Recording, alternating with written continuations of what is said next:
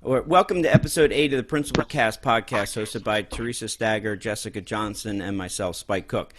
Principal Cast is a weekly roundtable discussion about current topics in education leadership. For more information, please visit our website at principalcast.com. Tonight, we're excited to welcome an education author, speaker guru, Todd Whitaker, to the Principal Podcast. He is one of the nation's leading authorities on staff motivation, teacher leadership, and principal effectiveness. He's written over 30 books that include a national bestseller, What Great Teachers Do Differently. Also, he's written books such as Shifting the Monkey, Dealing with Difficult Teachers, The 10-Minute In-Service. Tonight, we're going to be talking with him about a lot of things, and also he's going to be talking with us a little bit about his latest book, which was published last month, called The Secret Solution. It was co-authored by Ryan Donlin and Sam Miller. So, Todd, welcome to Principal Cast. Thank you very much. It's good to be here. I'm very excited. I'm honored. We had you scheduled for a few weeks ago, but I think you got a little sick, so you weren't able to make it. Yeah, no, it was kind of sad. I went to the doctor, and you know how we're all experts now because we'll just Google our symptoms. Mm-hmm. And my symptoms, I thought I had walking pneumonia. And I went to the doctor, and the doctor said, you're very close. He goes, you don't have walking pneumonia, you have dancing pneumonia. And I said, dancing pneumonia, what's that? And he said, well, you feel really bad, but you got moves like Jagger. So anyhow, and in that honor, I brought a little prop here, a Mick Jagger doll, a little Mick Jagger stagging doll. That's awesome. And anyhow, while I was at the doctor, I asked him, I had a few questions for him. And I said, doctor, when I get feeling better, will I be able to play the accordion? And he said, well, I suppose so. And I go, great. I have always wanted to be able to play the accordion. And then I go, will I be able to sing like a Harry Connick Jr.? And he looked puzzled, and he kind of goes, well, I guess. And I go, great. I love Harry Connick Jr. And then I said, when I get feeling better, will I be as good looking as Spike Cook? And he said, Todd, I'm a doctor. I'm not a miracle worker. So anyhow, that's about as good as That's awesome. Well, Todd, I am right now. It's funny, does he? This is in trouble. This is bad news. See, right now I'm doing No Shave November. So what I was going to encourage you to do, if you wanted to join for the rest of November, I'm not going to shave tonight. Okay, don't shave tonight, and then Deal. that will be yeah. Look, I'm also joining No Shave November. Me too. Check it out. But Look, I'm using the toolbox. Oh, are you? I'm sorry, I got lost. Yeah, I've actually got a mustache and a beard. No. Here, hold on. Let me get my iPad, and I'll pull up a picture of someone with a beard and hold it up in front of the camera. There you go. Unfortunately, Bill Walton shaved his beard, but he used to have a really good beard. Yes, he did. Yes, he did. So, Spike, Todd. Spike, before we start, wait. Jerry Garcia. Spike, before we start, really quickly, I sent out the link to join the Hangout, but I didn't send out the link to view the chat, the on-air link. Did they give you a link? The only link that I have is the one that's at the top, and if you want me to. Yeah, can you send it out, and then I'll retweet it from the Principal Cast account? Sure. And are we sure that we are recording? We are recording. All right. Sweet. Okay, Jess, why don't you ask Todd the first question? All right, Todd. I would be happy to ask him the first question. I just called you Todd. That's fine. That's great. That's my name. This is perfect. I'll just call. All right. So, Todd, I was looking at your website, which I know is ages old, as you've told me. One of the keynote session titles that I found on your website is called Everyone's Been on a Diet, which focuses on boosting morale, not on actually being on a diet. Can you share with us some of your tips for principals on boosting morale? Well, you know what's interesting is I have a book called Feeling Great, about the educator's guide to eating better, exercising smarter, and feeling your best or something. And I wanted to call it Everybody's Been on a Diet because I thought that was a ton cleverer name. And my publisher, who doesn't necessarily have the same marketing twist, said, he goes, well, I've never been on a diet. And I go, yeah, but everybody knows what that means. And he goes, but I've never been on a diet. So we changed the name to Feeling Great, thus it sold like 6 copies. I don't think I've even that's like your one book that I don't have. There you go. Well, and if you pick one up, it'd be 7. All right. anyhow, it is about taking care of yourself. Because motivating, inspiring teachers is about taking care of everybody else in your organization, and feeling great, or everybody's been on a diet, is about taking care of yourself. And so that's kind of what that's about. And I don't know that that's the question you want, so ask the question again. Just some tips, some of your best tips for principals on boosting morale. Okay, probably you have two things. One, you think of it as a whole group, and you think of it as an individual. I was doing a workshop last week, and one of the examples I gave is, I used to go into my best teacher's classroom, and I'd sit there for 2 minutes, and I'd write him or her a note, and I'd say, I was sitting in my office, and I forgot what school was. Because as you know, if we sit in our office, we forgot what school was. And I said, and I wanted to come in your classroom for 1 minute so that I could remember what school is. Thanks for taking care of the students here. Thanks for helping take care of me. I appreciate what you do. Little notes like that mean so much to people. And it's just kind of that constant reminder. And with great people, you don't have to stroke them every day, but you just need to throw them a bone every once in a while, and they'll run for weeks. And in addition to doing it with a whole group, one of my favorites that anybody who's heard me present or sometimes I mention is the idea of sending Christmas cards to the parents of every faculty and staff member, and writing something in it like, we'd like to share with you one of our valued treasures here at Lewis and Clark Middle School. He or she makes our school a better place in which to learn. We wish you a wonderful holiday season, and what a difference that makes. But if I don't treat you with respect and dignity every day, big events like that are a joke. So the first thing is starting with treating everybody with respect and dignity every single day.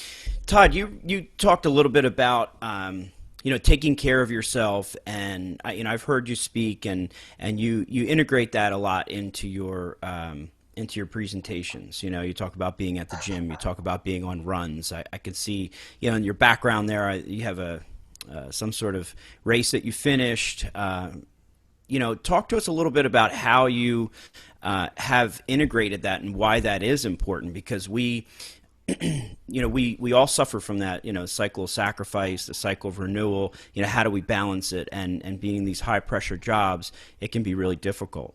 Right. And I think that's so essential. And everybody has to find out what works best for them. So I don't ever mean to pretend. But for me, one of the things is I have to exercise every single morning. And even if it means that because I do a lot of leaving really early, I'll fly in someplace where my flight will leave at 5:15. I live an hour from the airport. I'll get up at 2:30 in the morning and go and run just so that I can feel better that day. And I used to always think as a principal, because every day as a principal I ran at 5:30 in the morning, and now I try to run and lift weights and do something every day. But I used to always think then, if I could go and run 5 miles in the rain, that angry parent just doesn't seem like that big of a deal. And not that I'm discounting them, but it just causes you to not be rattled. You're so much calmer, in my opinion. And so for me, that was really an essential piece. And it's really what everyone does. And I think the thing to understand about that is the real growth isn't from going from running 3 miles a day to running 4 miles a day. It's from doing nothing to doing something. That's a good point. Yeah, that's a really good point. All right. So I have another question for you that was shared actually from a principal in Indiana, Todd.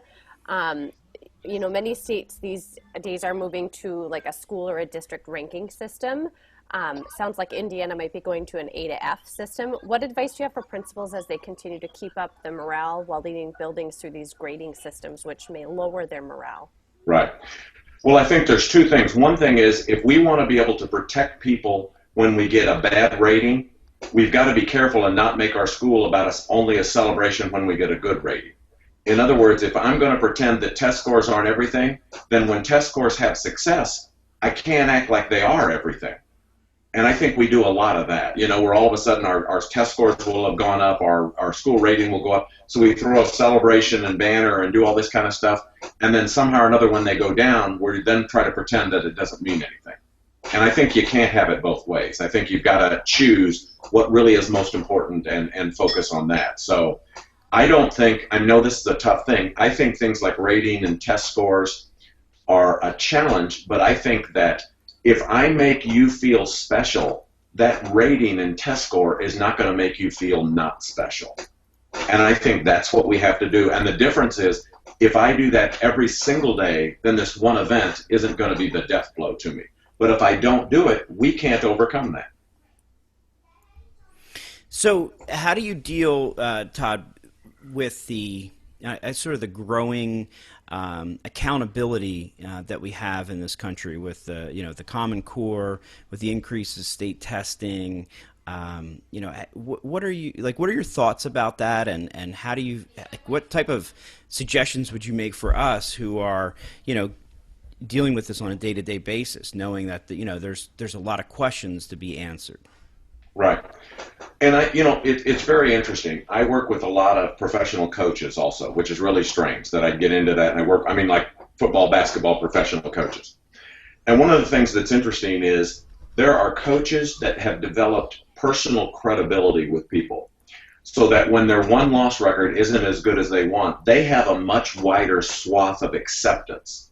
They have they're much less under the gun than a coach that's rude and disrespectful to people, where they're waiting for one slip up of that person so they can finally get rid of them because of the interpersonal things. I think that's where the foundation and base has to be. We have to help people understand. We did a study of hundreds of schools, and we looked at schools that exceeded expectations on student achievement and schools that underperformed, and based on their socioeconomic status as a predictor of student achievement.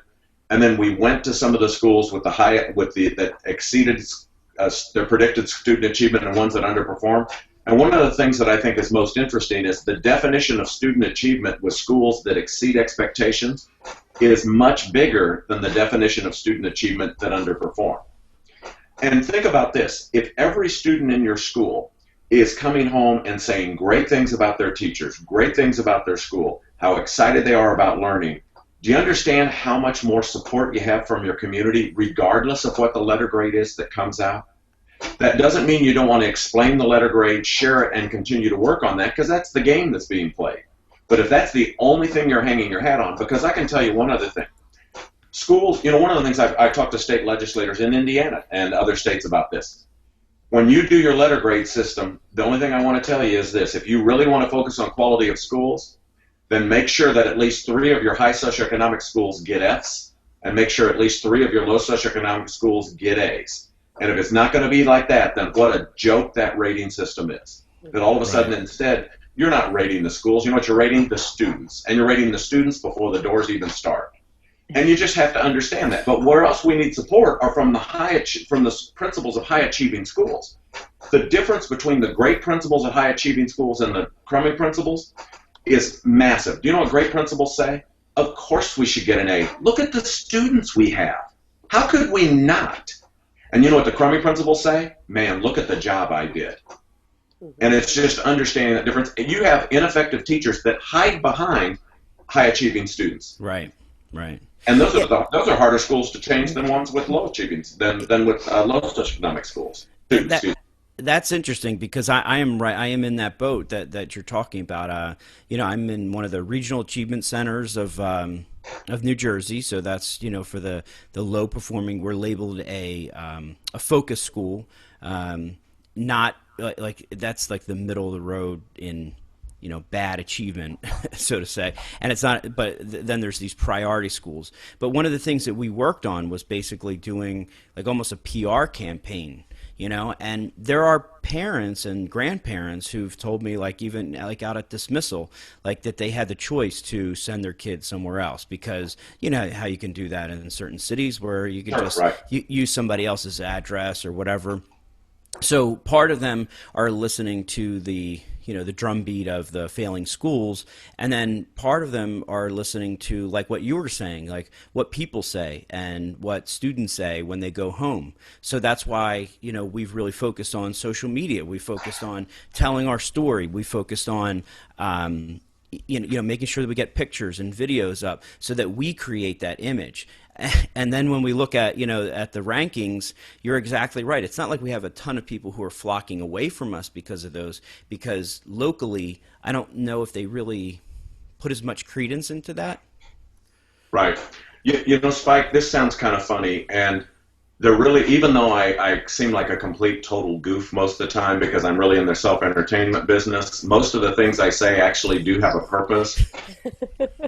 You know the reason I say, and I truly mean this, the only two ways to improve a school are hire better teachers and improve the ones you got.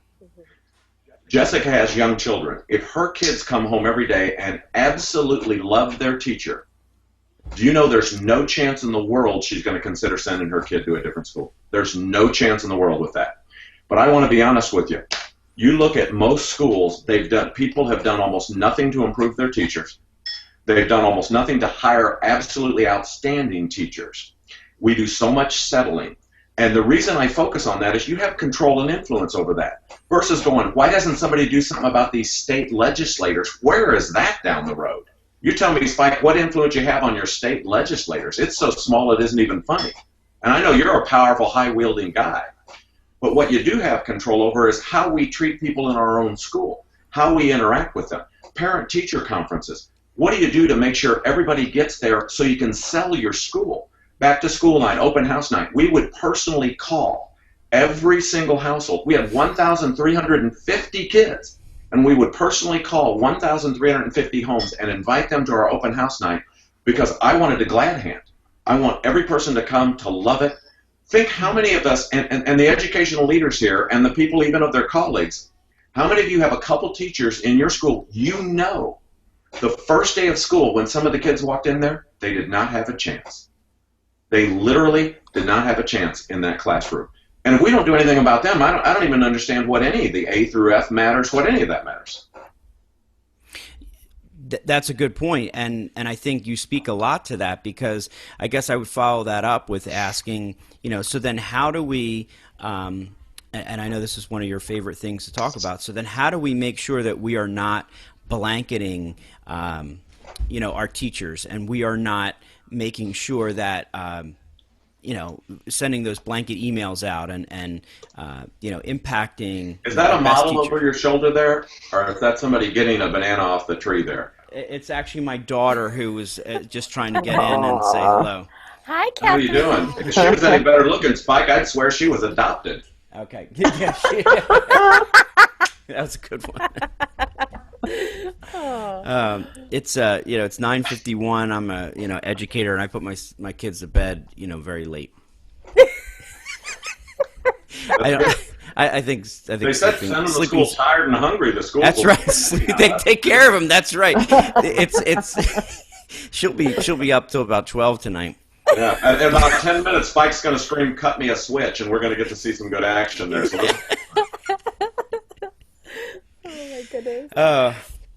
So So like I was asking you then, so talk about how we can avoid, putting everyone in the same pile. Like you always talk about, our best and our crummy. Right. Oh, the first thing you have to understand is the difference between effective people and ineffective people is not a sliver. It is a cavern. Never generalize anything. Never generalize about, I'm a college professor, which explains a lot of things.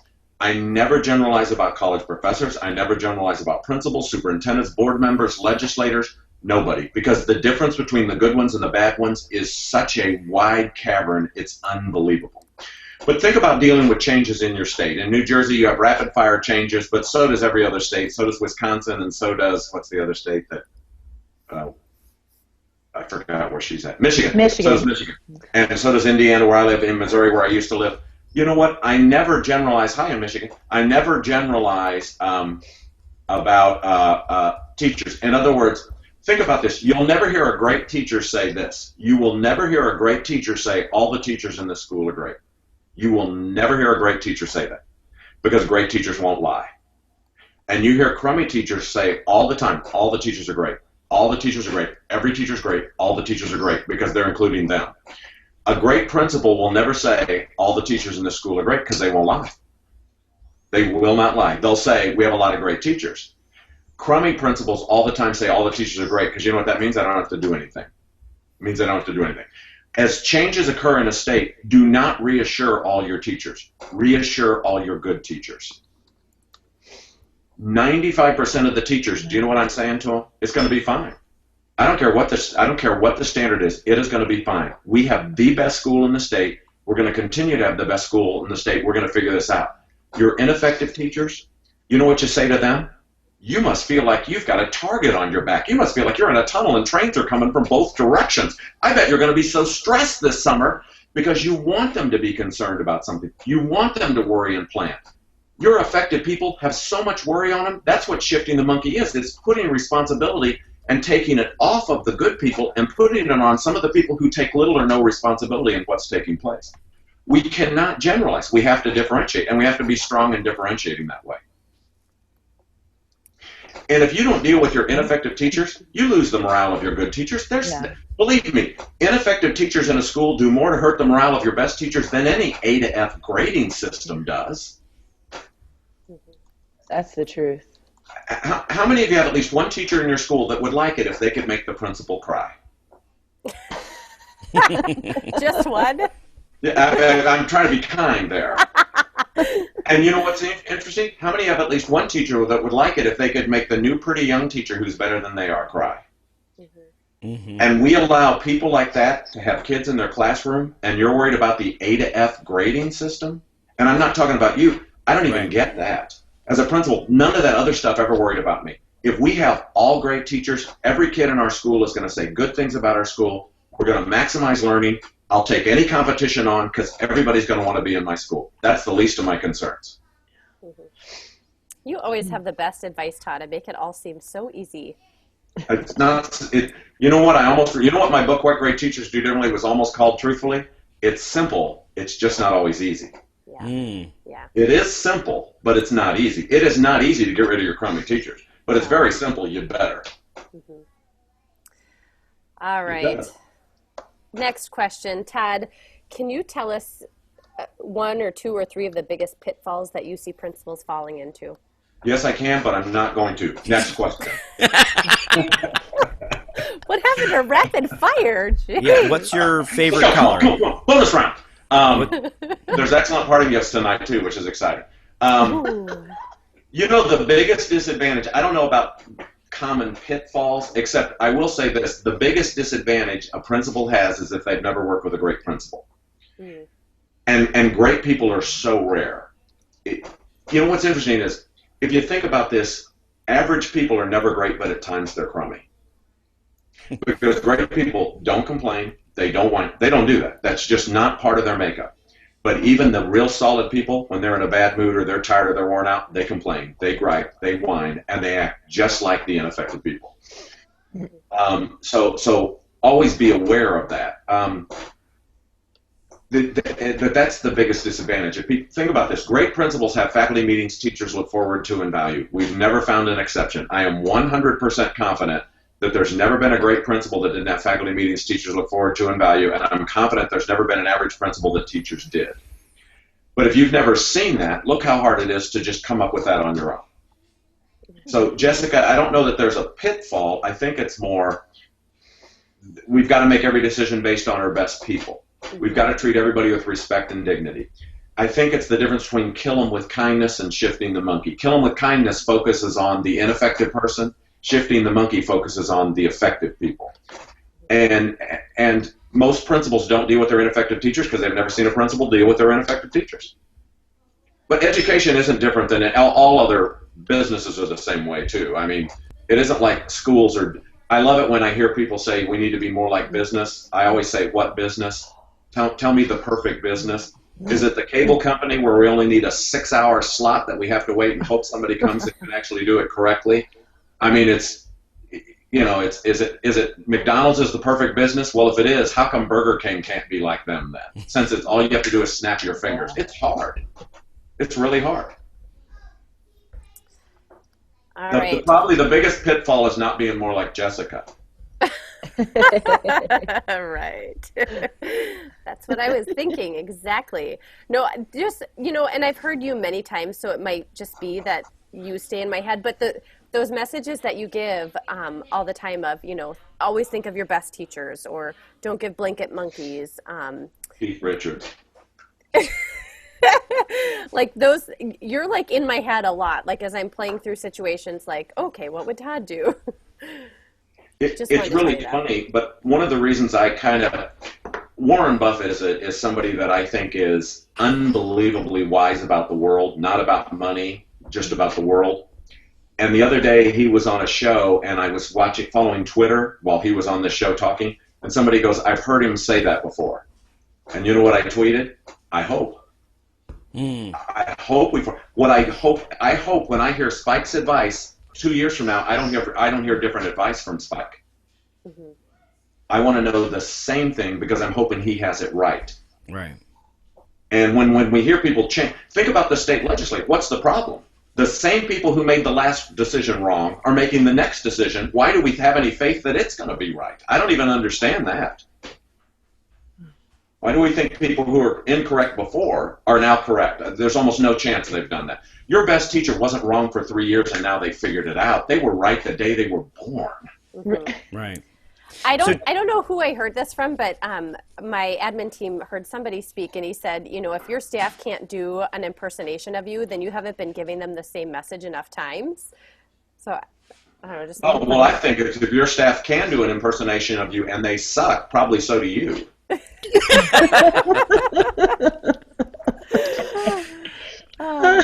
So, Todd, you've done a lot of writing about principals. You've done a lot of writing about teachers. Have you thought about writing a book about superintendents? I have a book in mind. We did a study where we looked at, I forgot what the name of it is. It's really catchy, too. Because it's based on a dissertation where we looked at the 5 best superintendents in a state and looked at how they made decisions during the crisis time with absolutely no money. And so we have that all carved out. And it's really for all leaders, but I want to focus on writing it just for superintendents. Leadership during difficult times is what it's called. And it's phenomenal. And what these 5 best people have in common is incredibly helpful to the whole world and everything we do.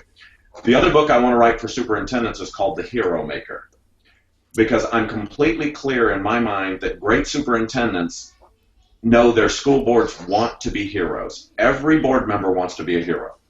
The rogue board member who gets on the board to fire the football coach, do you know why they want to fire the football coach? So they'll be a dang hero. That's right.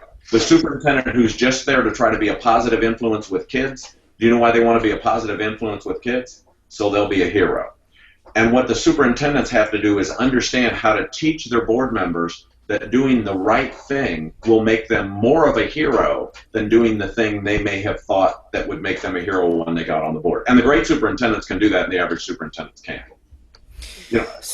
Todd, I'll give you one example, and I was keynoting a state superintendents conference recently at a very large state, and anyhow, I was talking to one of the superintendents, during the budget crisis, which every state has, and we've always been in a budget crisis our whole life, anyhow. But one of them goes, Todd, the biggest problem we have is developing a budget. And I said, you're so wrong, it's not even funny. The biggest challenge you have is getting people to accept your budget. A monkey can develop a budget, but getting people to accept a budget is a real skill. Making a decision, Spike, is not hard. Getting people to accept your decision, that's a skill. Think about this. Your best teachers can tell the kids yes or no, and the kids don't have a qualm with it. Your worst teachers can't tell the kids yes or no, and the kids aren't arguing with it. The best parents can tell their kids yes or no, and the kids will accept it. The worst parents, the kids will argue about it. So understand, that's the skill we have to develop in people. It isn't the judgment. It's how we handle it, how we communicate it, how we share that, how we sell that. That's the decision. So that kind of leads me into the next question, which is the new book that you wrote. Is that Tony? Hi, Tony. Can you wave? Go ahead. Yeah, he's taking a Tony can talk break. if he wants to. He's taking a break from his dissertation. Yeah, and he actually is one of our first guest hosts on the show. I love. Oh, he's holding up an I love Todd. Tony, do you remember my advice about dissertations? I said when somebody asks you what you're going to do your dissertation on, you're supposed to tell them, I'm hoping 3 to 5 sheets of paper, but I don't know if they'll let me. Yeah, I don't know if they'll accept that. Tony, if you want to unmute your mic and ask a question, go for it. Tony makes me nervous, but go ahead. He said he's writing on napkins. Maybe he's in a coffee shop right now. Yeah, something. I can't unmute you, but if you want to unmute you. There you are. I'm just saying hello because, Todd, you are like my idol, so I have to say hi. I am actually huddled in my parents' basement writing my dissertation right now because my wife threw me out. So here I am. Well, it is great to see you. By the way, about that idol thing, Tony's so full of it, you can cut off his head and dip it out. Now, we all know that, don't we? I just want to make sure that's the truth. It's the truth. How's the dissertation coming along? It is coming along. It's only the first part of the proposal, but it's coming along. Raise your hand if you want to read Tony's dissertation. Raise your hand. Look at all the hands going up. Please. Jessica, I'm going to email you all a copy in a little while. Don't worry. He has until 11:59 to email it tonight. Yes, that gives me an hour and 55 minutes. She's Central Time. She's Central Time. Milk it for all it's worth, Tony. They're all in Philadelphia, Todd. They're not helping me with the Central Time. Oh, sorry. How are you, Todd? How is Beth? I'm doing good. Beth's a little moody, but other than that, all's well. Shift the monkey. Shift the mood back to her. I think the next podcast, we're going to get Beth on here. Yes. And then we're going to have some real rapid fire questions. Oh, you know what? My theory is just keep her liquored up. Everything seems to go better whenever it's like that.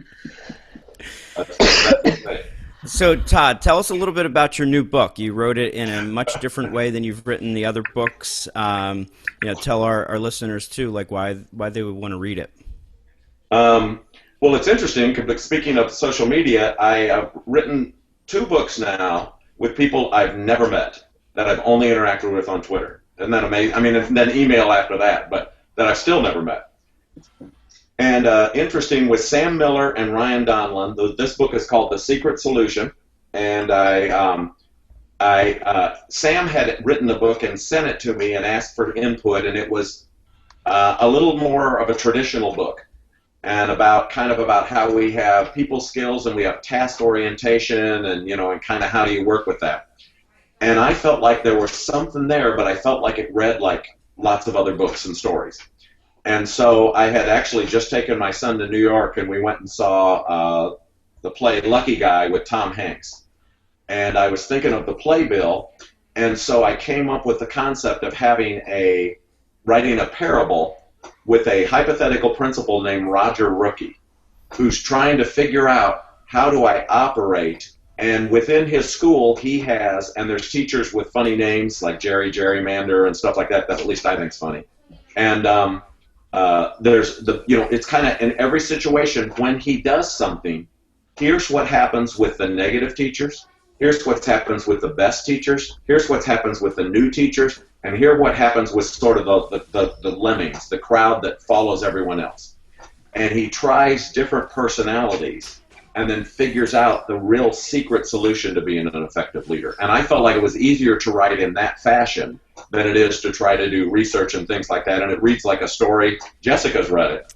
And, it was, I mean, I read all of your books, and I read many leadership books, but it was an easy read because it was like reading a novel, but you still get a lot of great leadership tips out of it. See, I was waiting until he got over pneumonia to come on the podcast to read it. So. Wait, are you going to do a read aloud, Todd? Are you going to read portions? Are you going to read to us? Actually, I've got these stackable Rolling Stone dolls, and I'm going to have each one of them play different characters. Mm-hmm.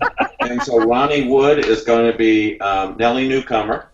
And so if you could, I'm kidding. He's giving out free copies to anyone who's in their mom's basement right now writing their dissertation. Yes, I am. Absolutely. Autograph copies. Only if they're writing their dissertation on a napkin. Listen, I'll pay you to write my dissertation for me. Keep the copy. And by the way, if you do it, I would destroy this recording. That was just a little tiny piece of advice there also. I was not here if anyone asks. Tony who? That's my advice. Right. Well, here's a good question for you. You're a professor now, Todd. With the advent of social media and, all the things that we can do learning 24/7, is it worth it to get a dissertation anymore, to get a doctorate? Really, Spike? You don't know what I have to say about a doctor. You know what? Why don't we just all go to Tony's house and kick him in the shin? I think that'd be fine. What's really interesting is one of the challenges in education when you think about educational research is there's no way to have a control group. in education, you're never going to have a control group. You never take half the kids, lock them in a closet, teach the other half, and then break them out and compare them. But I think, or at least you don't do that twice. Anyhow, the thing I think that was supposed to be funny. I don't know why anyone's not laughing at that. I laughed. Okay, good. Thank you, Tony. Let's leave him on. Oh, I'm sorry. I'm sorry. Todd, are you still on? Now Spike's the funny guy. I don't like it. I get on my nerves. I think my pneumonia's coming back. That's all right. We got at least 40 minutes in. 40 minutes, but it seems like 3 hours. Or is that just Wow. What was the question? I don't know. Dissertation. Oh, dissertation. Yeah, I think the logic flow of a dissertation, I love to work with dissertations. I don't have very many strengths, but one of them is I think like a dissertation. And I always say that's why I don't have any friends. And my wife always says, Todd, that's not why you don't have any friends. But there's a logic flow to it that goes. Well, he's going to explain that, Jess, if you let him go. What was Jess did this question? I'm sorry. How do you think like a dissertation? There's a logic flow. In everything you do, there's a logic flow. And I think that if you think about it, the introduction to a dissertation, there's never a sharp turn. Every path you're starting down gets narrower and narrower and narrower, and there's a logic flow to the dissertation that separates the great dissertations from the others. The thing to keep in mind, whether you do a good dissertation or a bad dissertation, it's just as much work, so you might as well do it well. But you know what you need? Somebody who's good to help you, because nobody average can help you do a great dissertation because they don't know how. But it's the logic flow of how can I try to isolate this variable, and it's the same thing you try to do in your school. Think how much in our school we do a test, we do this test this year, then the next year it's all different teachers, a bunch of different kids, a completely different approach, we have new textbooks, and then we do the test and then somehow we compare the results. We've done nothing to isolate anything at all. And somehow then we try to pretend there's cause and effect.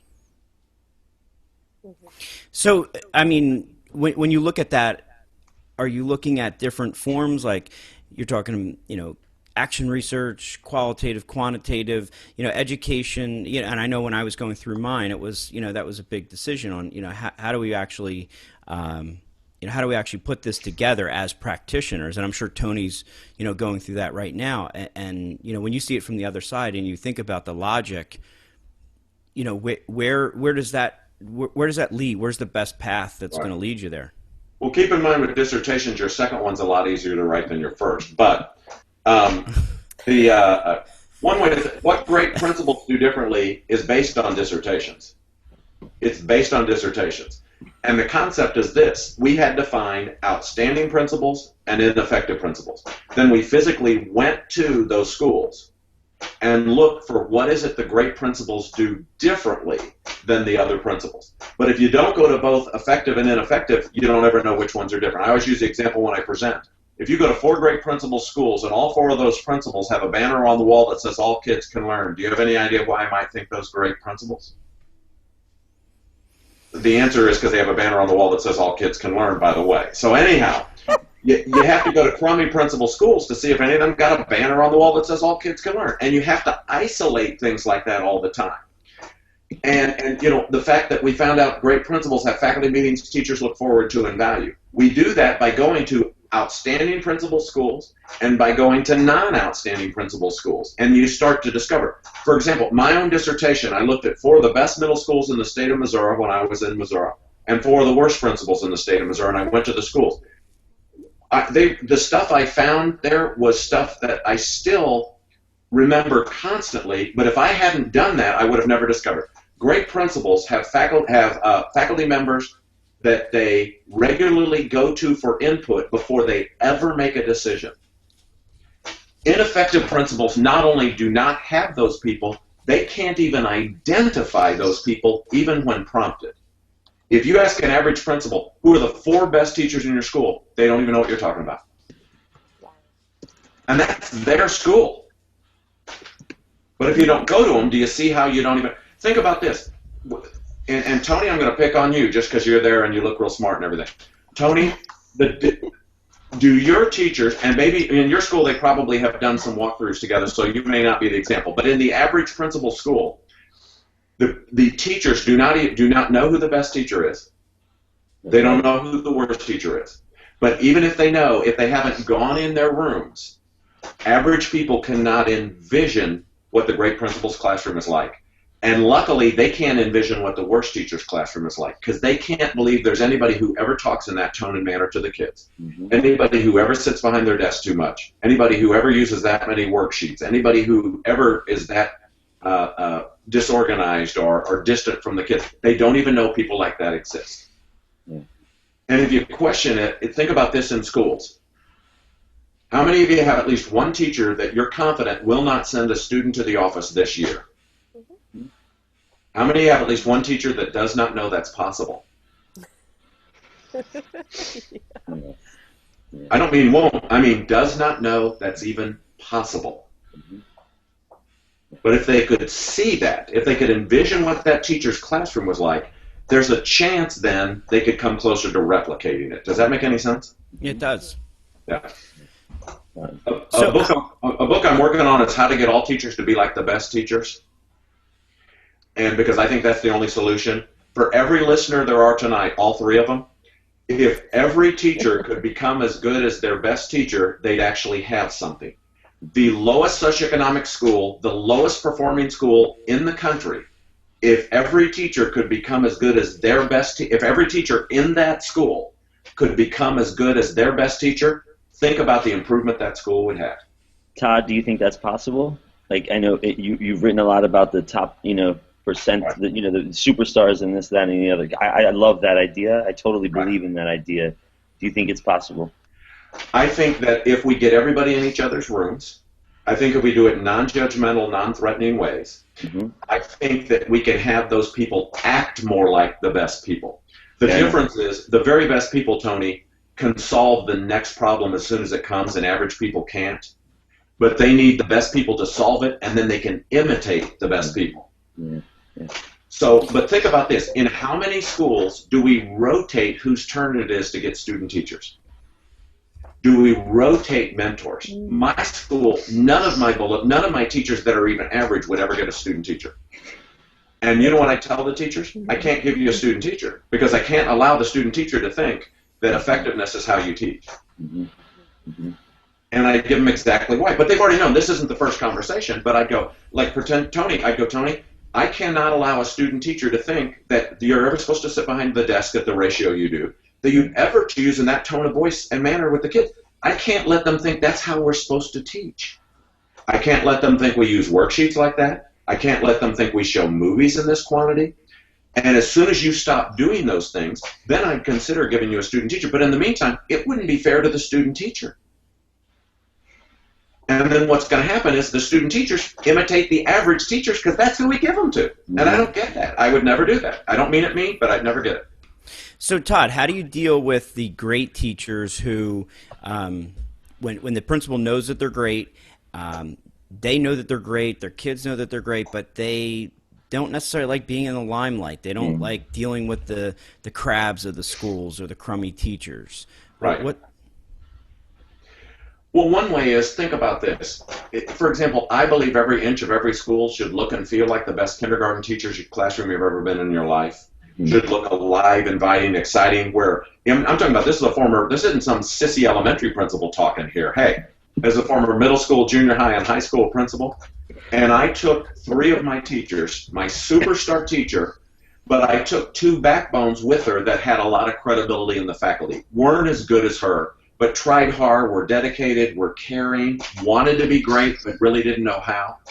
I took them over to visit another school under a pretense. It's a long story, and all my answers already seem like 3 hours anyhow. I know somebody just took a letter opener and stuck it in their thigh to make sure they were still alive. But anyhow, I took them over to see this other school, and this other school was decorated like I wanted mine like.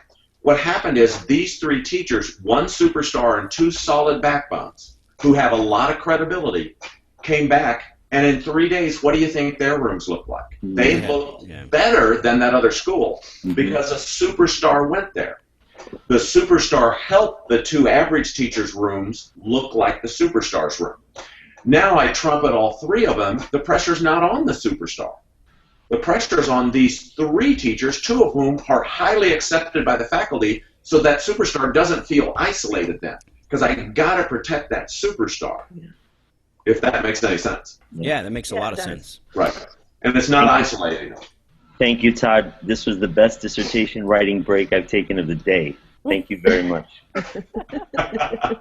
Haven't taken too many breaks there now, have you?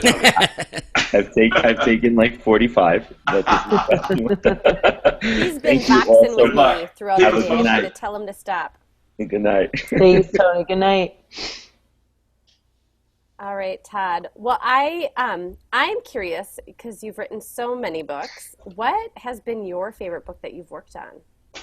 Oh, baby. I'm trying to I know see you who don't this read your own books. Rolling but... Stone guy is. I can't tell. What? I know you don't read your own books, but which one was your favorite? I've never read any of them. I write a book and I turn it in because I can't stand reading it because I'm on to the next thing. Yeah. It's in my very first book, of course, was funnest. Is funnest a word? You can tell I'm an excellent author. We can edit that out. Yeah, thank you. I need that help, let me tell you. I'm still working on it regardless. So we actually don't know how to edit that out, so sorry, it's stuck. I still giggle when we say dangling participles, so keep that in mind. Dealing with Difficult Teachers was my first book, so it has a special place in my heart. And I wrote that first because I think that's the single hardest thing to do. I truly do. I think for principals, that is the single hardest thing to do. How can I deal with my least effective teachers and do it in a way that I gain credibility with everyone else in the school? And I think you can do it, but you've got to know how. So that was important. I loved what great principals do differently because that's the closest to my spirit. I don't know, probably those. I kind of like The Ball, which popped into my head, and I wrote it. I was jogging on Memorial Day, or maybe it was Labor Day, one of the days. Maybe it was Arbor Day, I can't remember. But I was jogging, and the book popped into my mind, and I wrote it that night, and that was nice. So, I don't know. You wrote that book in one night. I like that afternoon when I got it. But if you read it, I mean, you'll think, how did it even take that long? It's still. I'm sure I've told you, I had a dream that Alan Jackson was singing me a song, and I woke up at 2:30 in the morning, and I wrote the song and sent it to him.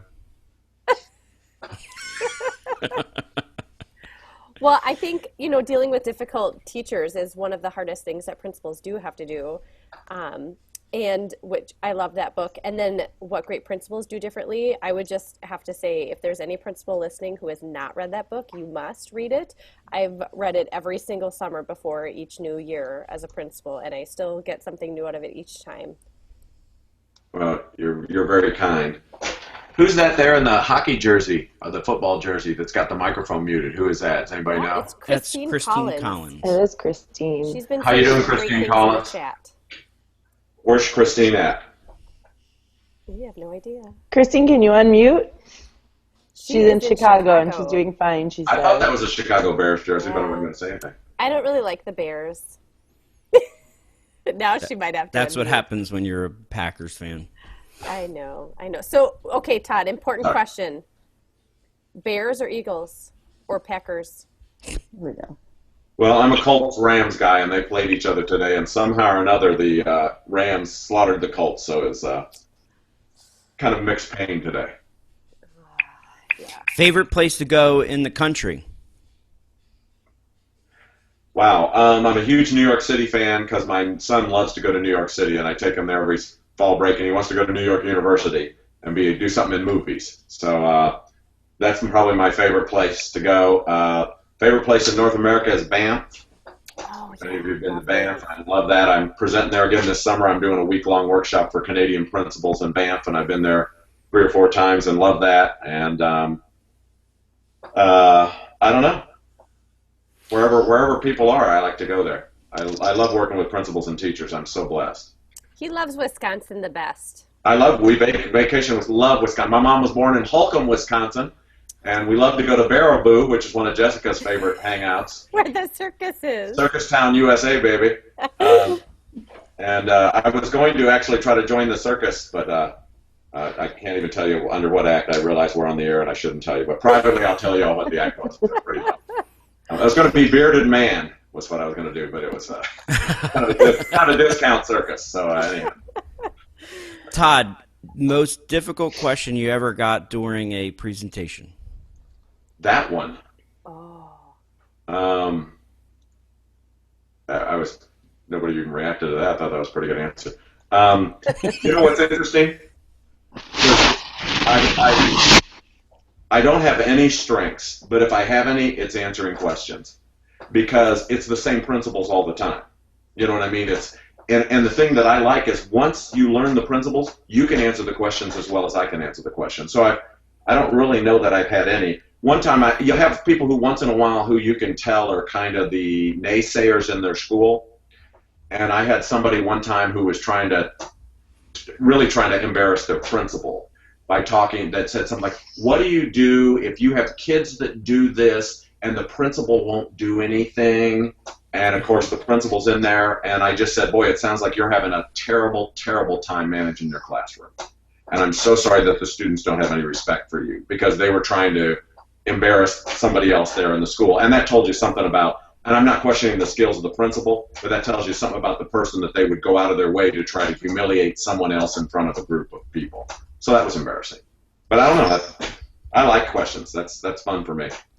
And I guess it's gotten easier as you've gone on. Like you said, once you've started to learn, the principles, I guess it doesn't matter where you go, that we're all kind of the same. Right.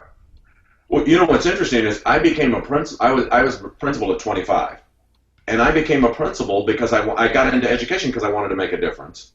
And I became a principal because we had some teachers in the school where I was a teacher and basketball coach. They'd send kids out in the hallway that were the easiest kids in the world to get along with. And I thought, if somebody could do something about those people, then that would be more of an influence than what I have. And so that's how I became a principal. So my principles have really never changed. I'm a principal. The second week of school, a kid gets sent to the office. I didn't know what to do because I'd never sent a kid to the office. And I went to the best teacher in the school, and I said, this kid got sent to the office. What do I do? And the best teacher in the school said, well, Todd, first thing is always treat it if it's a big deal, because it's a big deal to that teacher. Even if it's a little stupid deal, it's a big deal to that teacher. Second thing is always have a consequence. No matter how petty it is, have a consequence. Even if the consequence is sit there for 10 minutes. What does that even mean? Third thing is always call the parents. Never let the parents off the hook. Always keep them in the loop. Do not let them off the hook. The fourth thing is get back with that teacher personally and tell them exactly what you did so they feel supported. And guess who that best teacher told? Nobody. Because superstars are never part of the rumor mill. They need you to be successful as bad as you need you to be successful. And I guess that's where I learned always rely on the best teachers. And I go to them because they're smarter than me. And I go, what do you do about this? How do you do this? What do you think we should do about this? How should we handle it? Before I'd introduce a concept to a teacher, but to all my teachers, I'd go to my two best teachers and go, what do you think we should do? Because the best teachers, the superstars' vision is so wide, they're never thinking what's best for me. They're thinking what's best for the school, what's best for the kids. And they'll always make the right decisions because of that.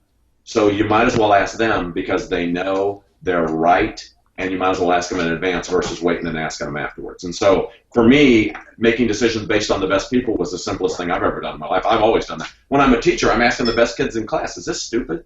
Does this even make any sense? Was this a terrible explanation? Do you think this is too much homework? Should I do this? Was I rude to that student when I said that? Because they tell me, and that was very helpful and gave me guidance. And there's always the best people around, so you might as well take advantage of them. Again, the best advice. You always give great advice, Todd. Well, I know we've had you here for about an hour, and I know you said we could go till midnight. What is that, Todd? That's the tiniest bobbin head doll. I don't know who it is. When I saw the Rolling Stones in Toronto this summer, and Carrie Underwood was with them. Oh, is that why you wanted Carrie Underwood here? That's why I mentioned. No, because she did the CMAs with Brad Paisley this last week. Oh, yes, she did. She's going to be on December 5th. I think she's doing The Sound of Music live. The Sound of Music live? Yeah, live on TV. Yeah. Oh, my God, Toad really is a deer. That's right. So that's kind of, you know what I've heard? I've heard it's a female deer. But anyhow, that's just me. Oh, my goodness, Todd. Well, we appreciate you coming and joining us. This has been a less formal podcast probably just because you're such a funny guy. And Spike, you look like you were about to say something, and then I interrupted. I wanted to make sure, because unfortunately we had to mute you, Christine, but she asked, what's the best advice for dealing with surprise questions when you're new to a school or a district? Oh, good question. Okay, Christine, would you mind sharing an example question? You can unmute yourself, Christine. Go ahead.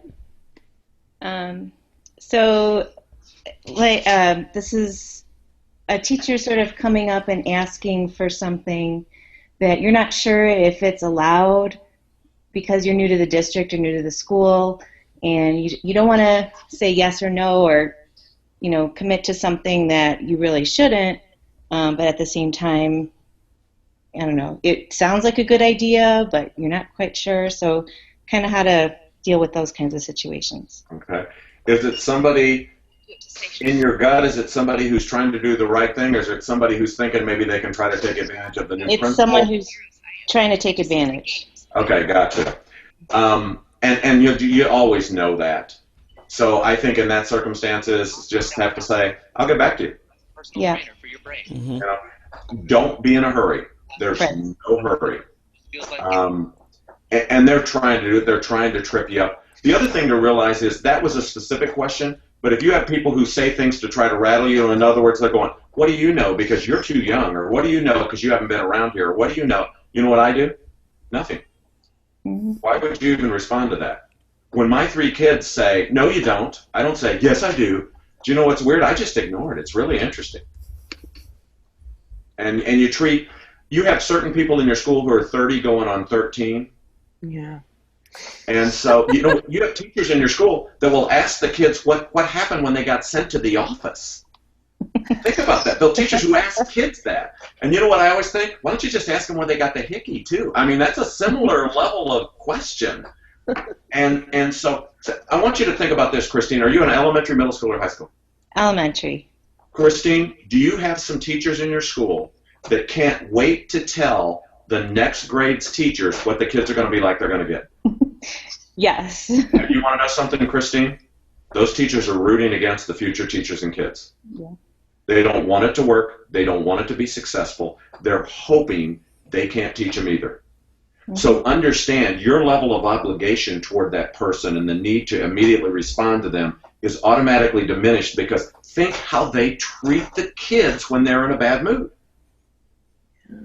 Think about it. Yeah. I saw on Twitter last year a first-year teacher who'd written, and I don't know who it was, I retweeted it. A first-year teacher said, colleagues, thank you so much for telling me about next year's students, but I don't want to hear about next year's students because, see, they didn't have me this year. And you just have to realize there are certain people that their goal is to hurt you, is to upset you, is to rattle you, because there's just weird people in this world. And you cannot treat abnormal people normally, because it's never going to work.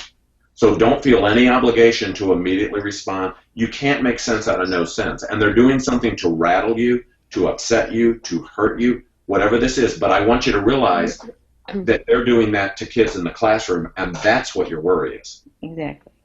People are in your business because they don't have enough business of their own, so you make sure you give them business of their own. You make sure they worry about their teaching, then they won't be worried about your leading.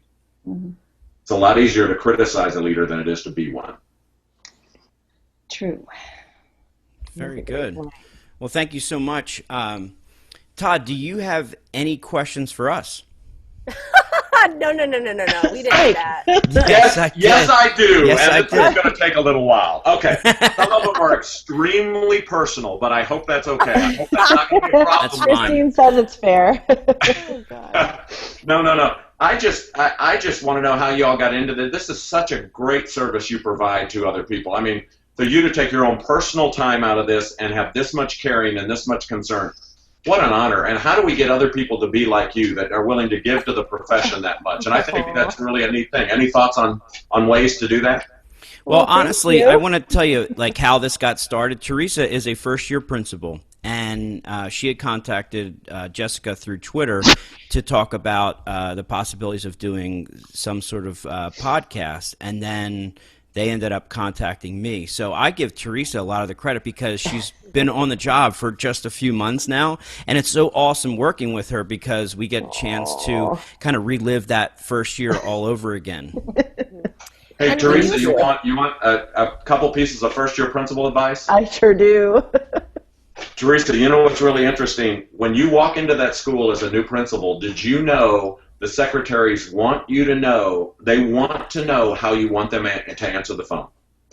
I did not know that. When you walk into a school, the secretaries want to know how you want them to answer the phone. It makes sense. Until they answer the phone. And I'm not being silly. You know what happens? Now you're correcting behavior. You're not establishing expectations. That's true.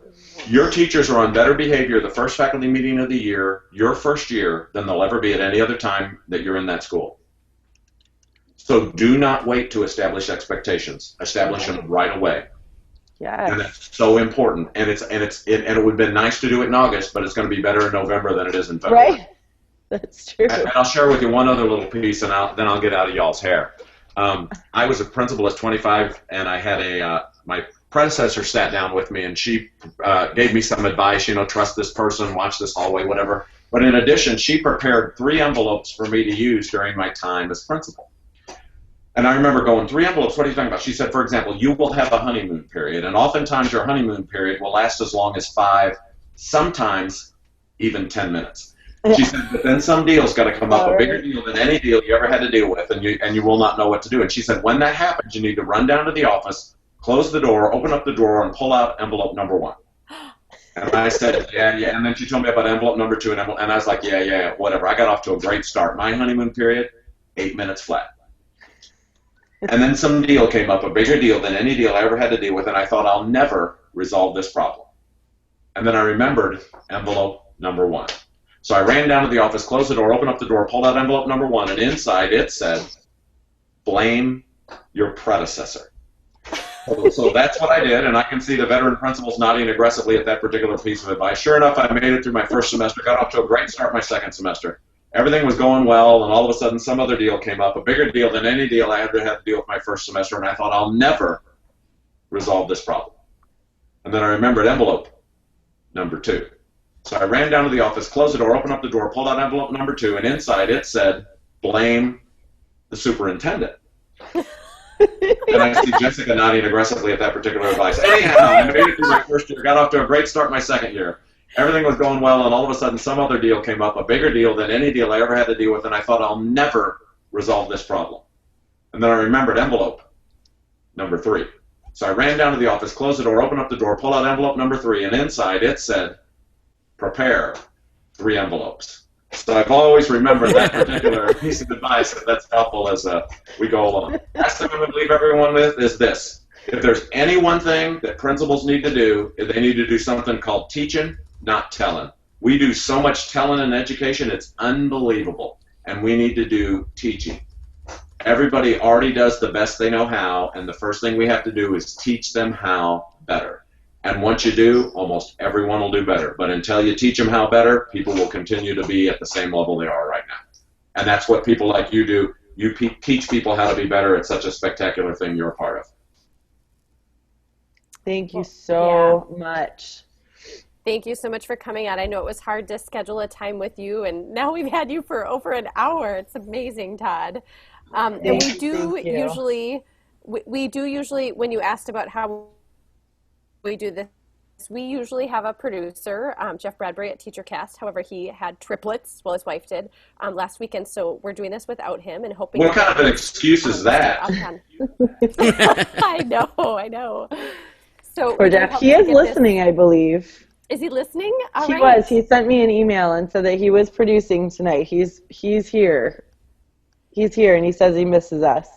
So did you know Keith Richards was out of the Stones for a little while because he climbed up a banana tree and fell out and landed on his head, and he had to relearn how to play the guitar, and that's how come they weren't on tour until this year for the first time in like 3 years. Oh my goodness. No, I didn't know that. Yes. Can we tell people that information? Yes, you can. And then Ronnie Wood, of course, was in Faces with Rod Stewart, as you all probably remember, before he joined the Stones, and he's in the Rock and Roll Hall of Fame with both the Stones and with Faces. Didn't know that either. And Bianca Jagger follows me on Twitter because Yoko Ono won't. Yes, I've heard that story, that you can't get Yoko to follow you. Oh, it's very, very hurtful, but at least I got Bianca Jagger too, and that's the next best thing. Oh, boy. You're funny. You're funny. Yeah, well, I'm not trying to be. I'm very hurt right now about it. Thank you. Oh, poor Todd. Always the victim. He is always the victim. Yeah. Oh, yeah. And when somebody somebody tweet at Beth Whitaker too and just ask her to be a little bit nicer at home. Yeah, we're going to... Sure, we're on that. She's Beth Whitaker 2 on Twitter, but Beth Whitaker 1 in my heart. Oh. All right, Todd, can you just tell us where we can find you for all the people who are listening, not just now, but also in the future, where we can find you, maybe some upcoming dates, places that you're going to be? Well, I have a website, toddwhitaker.com, and all my contact information's on there. Next week, I am in Little Rock, Arkansas. I think I'm having dinner with 3D, Daisy Dyer Doer. Great. And then I'm heading to Nashville, Tennessee to visit my daughter. And then between now and the end of the year, I'm presenting in Columbus, Ohio, Oxford, Mississippi, Nashville, Tennessee, Little Rock, Arkansas, Grand Rapids, Michigan, a couple places in a couple states I cannot remember. So if you're one of them, don't worry. I haven't lost you off the list. I can't remember. I've got like 15 more between now and the end of the year. Wow. Awesome. And you are also, your new book is called The Secret Solution, How One Principal Discovered the Path to Success, and that could be, you could buy that on Amazon. I had brilliant co-authors on that really made it a good book. We did tweet them out, so thank you for that. Yes, and that would be Sam Miller and Ryan Donlin. So yes, excellent job. Excellent. And then Annette Bro is one of my favorite people in the world, and she's on Twitter, and she did the 10-minute in-service. Her and I did the 10-minute in-service, which has been extremely well received. So, Another great book, yes. That's a winner chicken dinner, let me tell you. Okay, very cool. So at this point, we will be wrapping up the show. Jessica, could you tell everyone where you could be found and some of the things that you might be doing? I am Principal J on Twitter. My website is principaljay.net. You can find Teresa as she's Principal Stager. Thank you. Principal Stager. I've learned how to say that the right way. And her website is principalstager@blogspot.com. We also recommend that you follow TeacherCast on Twitter. You can go to teachercast.net for blogs and resources, and usually teachercast.tv for our podcast live. And you can also check us out at principalcast.com. All right. Thank you so much again, Todd, for joining us this evening, and we will be sure to tweet you the link when it gets up on iTunes and when it's on TeacherCast. And once again, thank you for taking your time, and thank you to everyone who listened. Y'all are unbelievable. Thank you, and see y'all on Twitter.